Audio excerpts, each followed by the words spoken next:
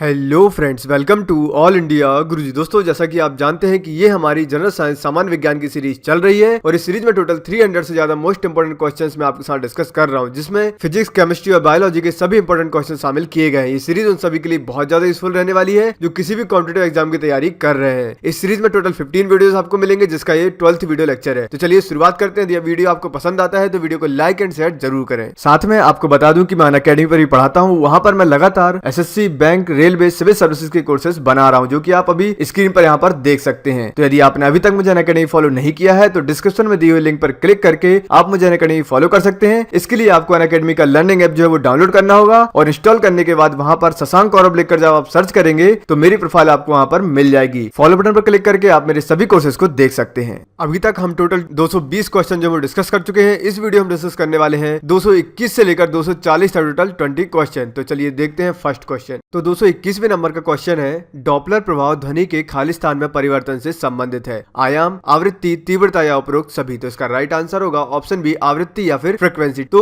Frequency, sound की जो frequency होती है, इसमें जो चेंजेस होते हैं वो होते हैं डॉपलर इफेक्ट के कारण। अब डॉपलर इफेक्ट क्या, वो हमको पता होना चाहिए। तो डॉपलर इफेक्ट की यदि हम बात करें तो डॉपलर इफेक्ट ये कहता है कि जिस जगह से आपका साउंड जो है वो निकल रहा है, मतलब कि कोई सोर्स होगा जहां से आपका साउंड निकल रहा है और जहां तक वो जा रहा है, मतलब कि ऑब्जर्वर या जहां पर सुनाई दे रहा है उस तक, यदि इन दोनों के बीच की डिस्टेंस या तो बढ़ती है या फिर कम होती है तो जो ऑब्जर्वर जो साउंड सुन रहा है उसकी फ्रीक्वेंसी भी जो है वो या तो बढ़ जाएगी या फिर घट जाएगी। ये बोलता है डॉपलर इफेक्ट। तो आप इसको अच्छे से याद रखिए। साथ में डॉपलर इफेक्ट जो है वो साउंड के साथ साथ लाइट में भी जो है वो, लाइट की फ्रीक्वेंसी में भी जो है वो देखने को मिलता है। तो साउंड और लाइट दोनों में जो है वो डॉपलर इफेक्ट देखने को हमको मिलता है। तो इस क्वेश्चन का राइट आंसर होगा ऑप्शन बी, आवृत्ति या फ्रीक्वेंसी। नेक्स्ट क्वेश्चन देखते हैं।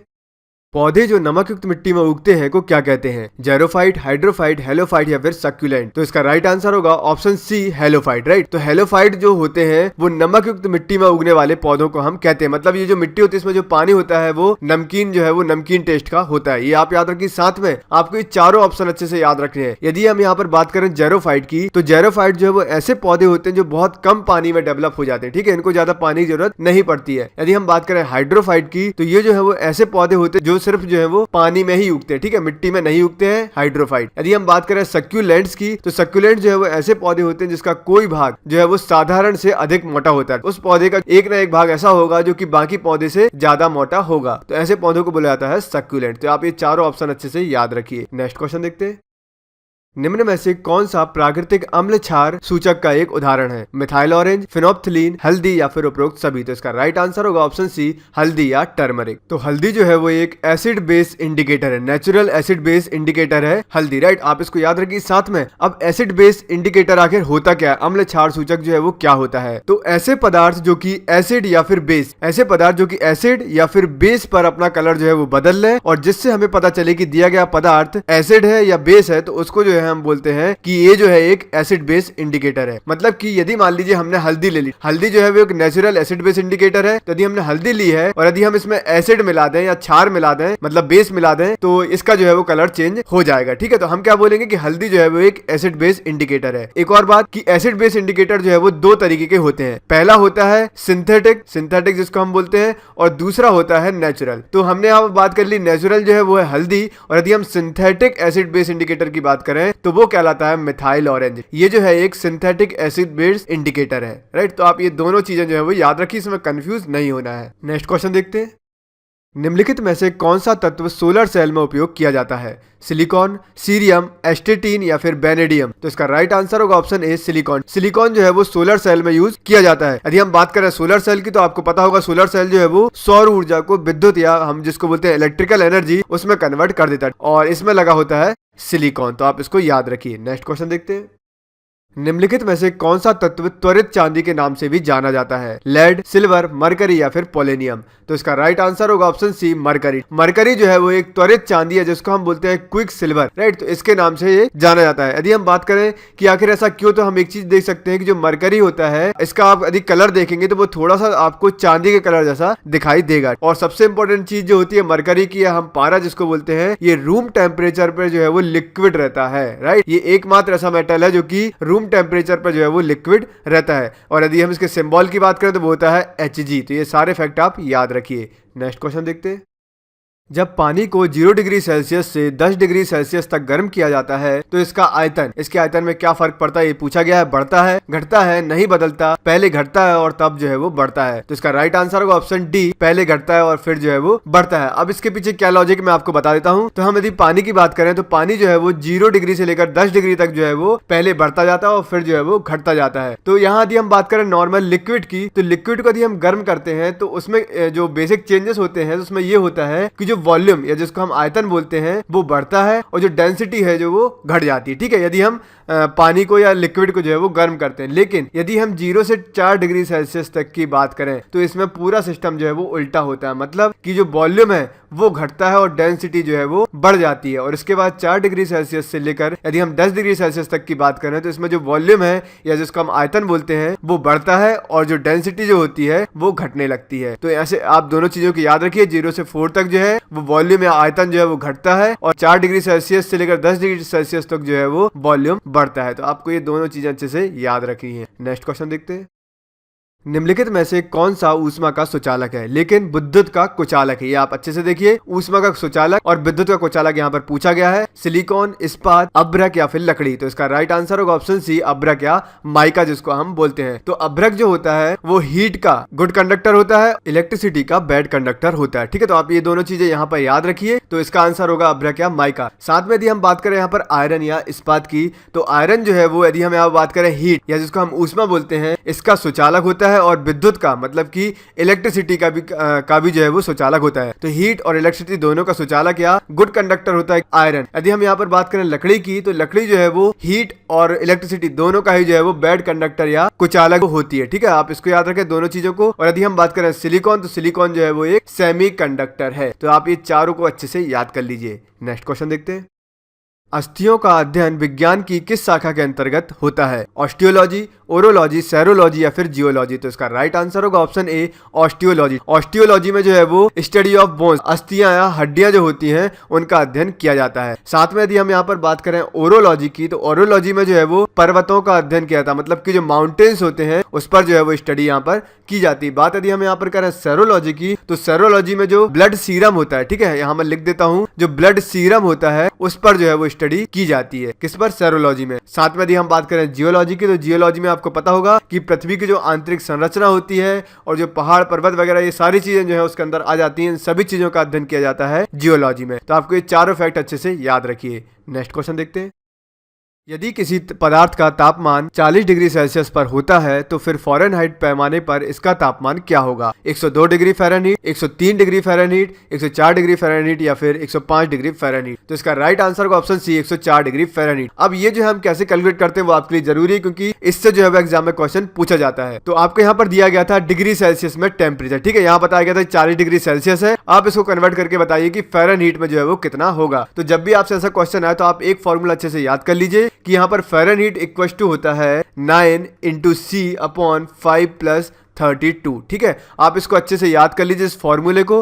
तो यहाँ पर हमको दिया गया है सेल्सियस की वैल्यू, तो हम क्या करेंगे, F = लिख देंगे 9 × C, कितना दिया गया है 40, यहाँ पर बटे में लिख देंगे 5 प्लस यहाँ पर लिख देंगे 32। यहाँ 5 से जो है वो 40 कट करेंगे तो आएगा 8 और 9 × 8 कितना होता है 72 प्लस यहाँ पर हो गया 32। तो हमारा आंसर वो कितना मिल जाएगा 104 फ़ारेनहीट। तो इस तरीके से कैलकुलेट करते हैं। साथ में यदि आपको कभी फ़ारेनहीट की वैल्यू दे दी जाए और आपसे पूछा जाए डिग्री सेल्सियस में बताइए, तब भी आप क्या करेंगे, यहाँ पर फ़ारेनहीट की वैल्यू रख देंगे और यहाँ पर जो है वो इसको कैलकुलेट करेंगे तो आपको जो है वो डिग्री सेल्सियस की वैल्यू मिल जाएगी। तो आप इसको जो है वो अच्छे से याद कर लीजिए। नेक्स्ट क्वेश्चन देखते हैं।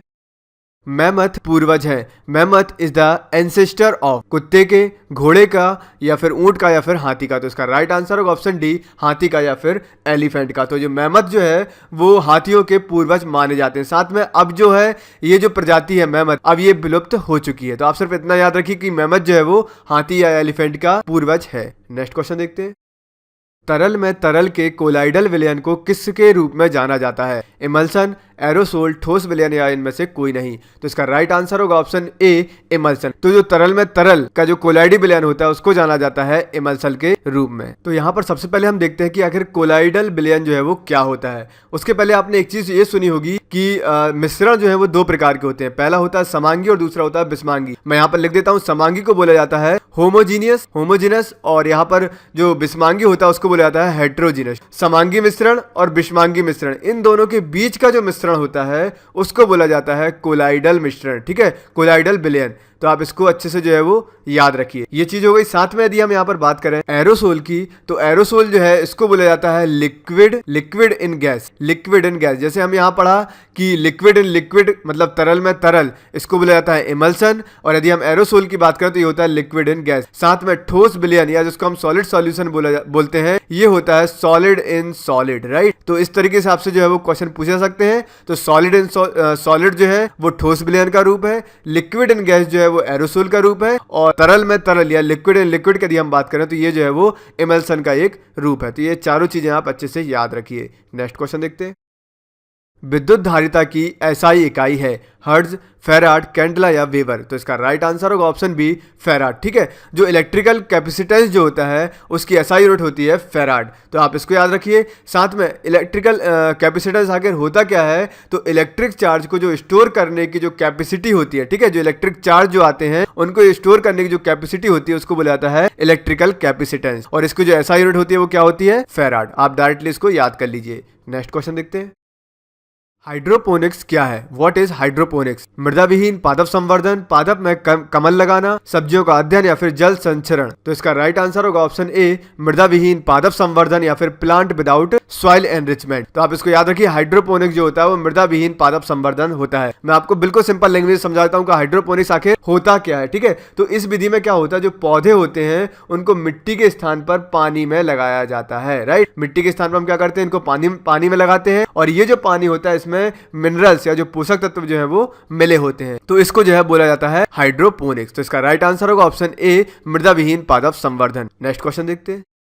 सोनार का पूरा रूप है solar navigation and ranging, ship navigation and ranging, sound navigation and ranging, sound navigation and reflection. तो इसका राइट आंसर होगा option C, sound navigation and ranging. इसका फुल फॉर्म आप जो है वो अच्छे से याद कर लीजिए। सोनार का जो फुल फॉर्म होता है ये होता है साउंड नेविगेशन एंड रेंजिंग। साथ में अब ये यूज किस लिए किया जाता है, ये भी एग्जाम में क्वेश्चन आता है। तो सोनार जो है वो समुद्र के अंदर किसी ऑब्जेक्ट का पता लगाने के लिए जो है वो यूज किया जाता है। नेक्स्ट क्वेश्चन देखते हैं।